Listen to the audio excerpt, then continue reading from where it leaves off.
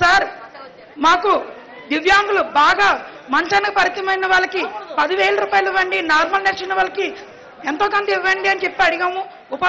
ఉపాధి అవకాశాలు ఇవ్వమని అడిగాము. 10,000 కాదు 15,000 ఇచ్చారు.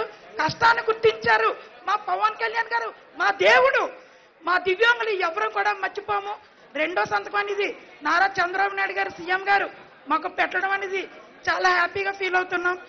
మా దివ్యాంగులందరూ కూడా మాకు బ్రతకడానికి ఇంత అన్నం పెట్టి దారి చూపించిన పవన్ కళ్యాణ్ గారికి మరొక్కసారి నా కృతజ్ఞతలు తెలుపుకుంటున్నాం.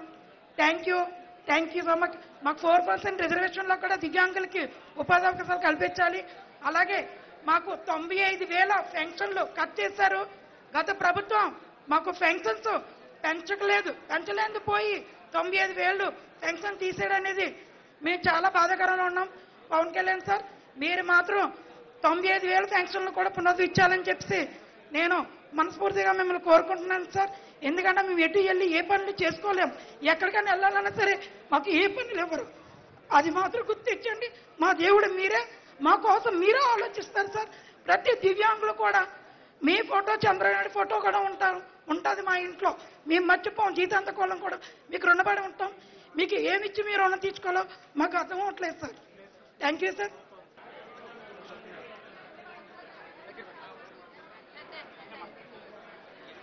ముందుగా మన ముఖ్యమంత్రి వర్యులు నారా చంద్రబాబు నాయుడు గారికి, అలాగే ఉప ముఖ్యమంత్రి వర్యులైన కొండల పవన్ కళ్యాణ్ గారికి నా హృదయపూర్వక నమస్కారములు. నేను వీడియో పెన్షన్ తీసుకుంటున్నాను. 2010లో మా ఆయన గారు చనిపోయారు. అప్పుడు 200 వచ్చేది. అదే పెన్షన్ 1000 రూపాయలు చేశారు. ఆ పెన్షనే మళ్ళీ 2000 చేశారు నారా చంద్రబాబు నాయుడు గారు. ఆ పెన్షనే మన ఉప ముఖ్యమంత్రి వర్యులైన పవన్ కళ్యాణ్ గారు, అలాగే నారా చంద్రబాబు నాయుడు గారు 4000 చేశారు. అయితే కనుక అది ఇచ్చిన ఏ ప్రభుత్వం, ఏ నాయకులు ఎప్పుడు ఏమీ చేయలేదు. ఇలా ఈ ప్రభుత్వం వచ్చి ఇలా చేసినందుకు మేము ఎంతో గర్వపడుతున్నాము. ఇలా ఇచ్చినందుకు నారా చంద్రబాబు నాయుడు గారికి, అలాగే మన ఉప ముఖ్యమంత్రి వర్యులైన పవన్ కళ్యాణ్ గారికి పేరున మా కుటుంబం తరపున, మా గ్రామం తరపున ధన్యవాదములు తెలుపుకుంటున్నాను.